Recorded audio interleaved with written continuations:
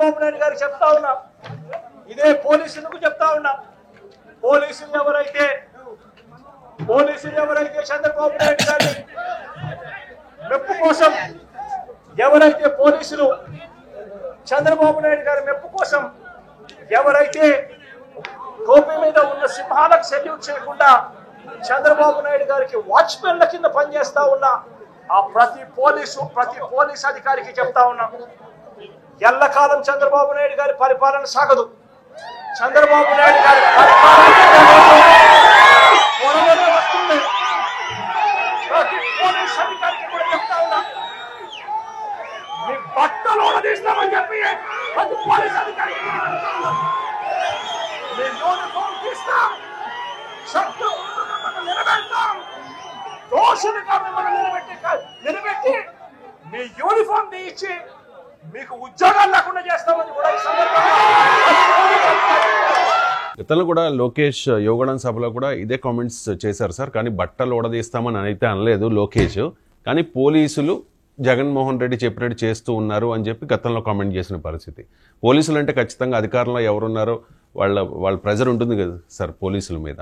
కానీ ఇలా బట్టలు ఓడదీస్తాం, షర్ట్ లేకుండా రోడ్డు మీద నిలబడతాం, మీ ఉద్యోగాలు తీసేస్తాం అనడం ఎంతవరకు కరెక్ట్ అంటే ఇక పోలీస్ అనేది visible arm of the state, ఒక రాజ్య వ్యవస్థలో భాగం. పోలీస్ అధికారులే కాదు, ఏ అధికారులైనా రాజ్యాంగానికి లోబడి పనిచేయాలి, రాజకీయ వ్యవస్థకు లోబడి పనిచేయకూడదు. ఇది బేసిక్ ప్రిన్సిపల్.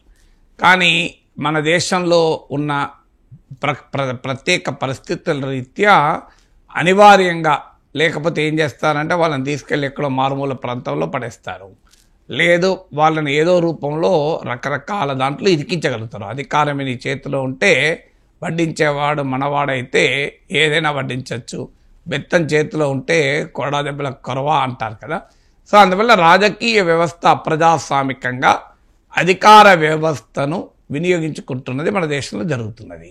ఆ అధికార వ్యవస్థలో ఉన్న కొద్ది మంది తాము రాజ్యాంగానికి విధేయులం అనేది మర్చిపోయి తమ స్వార్థ పదవి ప్రయోజనాల కొరకో లేదా ఆర్థిక ప్రయోజనాల కొరకో మరొక దానికో రాజకీయ వ్యవస్థతో సన్నిహితమవుతున్నారు. కొన్ని సందర్భాల్లో వారు రాజకీయ నాయకులుగా కూడా బీఆర్ఎస్లు తీసుకొని రిటైర్ అయినాక అవతారాలు కూడా ఎత్తుతున్నారు. రాజకీయాల్లో ప్రత్యక్షంగా చేరడానికి అభ్యంతరం లేదు, కానీ అధికారంలో ఉన్నప్పుడు మాత్రం నీ రాజకీయ భావాలను పక్కకు పెట్టి వ్యక్తిగత పర్సనల్ అండ్ పొలిటికల్ లాయల్టీస్ని పక్కకు పెట్టి చట్టానికి రాజ్యాంగానికి మాత్రమే లాయల్గా ఉండాలి. ఇది థియరీ. ప్రాక్టీస్లో మనందరికీ తెలుసు. ముఖ్యంగా మోస్ట్ మిస్యూజ్డ్ ఫోర్స్ ఏదైనా ఉందంటే పోలీస్ ఫోర్స్. సో అత్యధికంగా దుర్వినియోగం పోలీస్ వ్యవస్థలోనే జరుగుతారు. పోలీసు, రెవెన్యూ, ఈ రెండు వ్యవస్థలు ప్రధానమైన రాజకీయ నాయకత్వం వాడుకునేది. అందులో అందరూ అలా ఉపయోగపడతారంటే కాదు. కొద్దిమంది ప్రతి వ్యవస్థలోనూ బ్లాక్ షీప్ ఉంటారు, ప్రతి వ్యవస్థలోనూ తప్పులు చేసే వాళ్ళు ఉంటారు. పోలీస్ వ్యవస్థ అందుకు అతీతమేం కాదు. అలా చేసినప్పుడల్లా, చేశారని భావించినప్పుడల్లా, చేశారో లేదో సంబంధం లేదు, చేసినప్పుడు భావించినప్పుడల్లా ప్రతిపక్షాలు ఇలాగే అంటాయి. నిన్నకాక మొన్న తెలంగాణలో కేటీఆర్ అనలేదా, మళ్ళీ మేము అధికారంలోకి రాబోతున్నాం, నేను కేసీఆర్ అంత మంచోని కాదు, అన్నీ రాసుకుంటాను అని, నా దగ్గర కూడా రెడ్ బుక్ ఉంటుంది అన్నట్టు మాట్లాడాడు.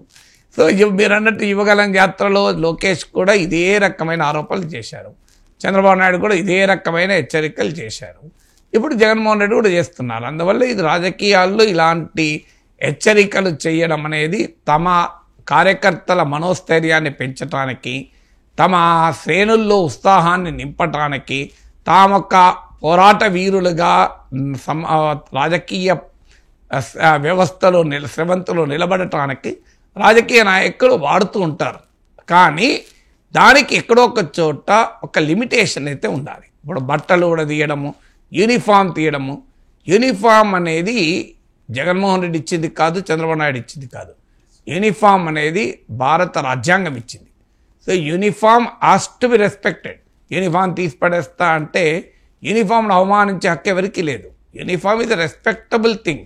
ఒక పోలీస్ యూనిఫామ్ అనేది అన్ఫార్చునేట్లీ మన సినిమాలలో పోలీసులందరినీ దారుణంగా చూపెట్టి చాలా సందర్భాల్లో నేరంలో భాగంగా చూపెట్టడము, ఈ సినిమాల ప్రభావం జగన్ పైన పడ్డాడు. పుష్ప అనుకుంటా కదా, పుష్ప 2లో ఓ పోలీస్ అధికారిని బట్టలు తీసి నడిపిస్తారు.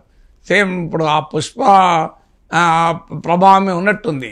సో జగన్మోహన్ రెడ్డి కూడా ఏ ఫ్లవర్ కాదు నేను ఫైర్ అని చెప్పదలుచుకున్నట్టున్నాడు.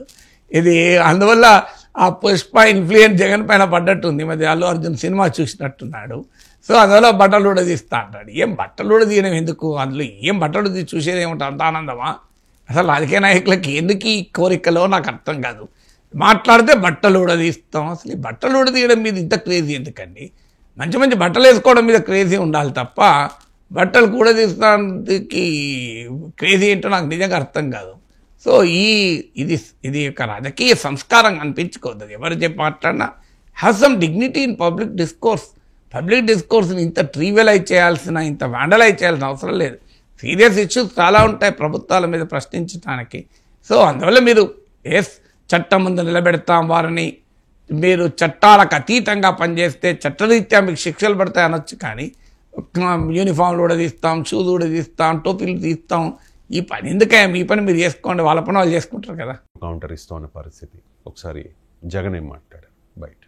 ఇంకో విషయం కూడా చెప్తా ఉన్నా, ఇదే చంద్రబాబు నాయుడు గారికి చెప్తా ఉన్నా, ఇదే పోలీసులకు చెప్తా ఉన్నా. పోలీసులు ఎవరైతే చంద్రబాబు నాయుడు గారి మెప్పు కోసం, ఎవరైతే పోలీసులు చంద్రబాబు నాయుడు గారి మెప్పు కోసం ఎవరైతే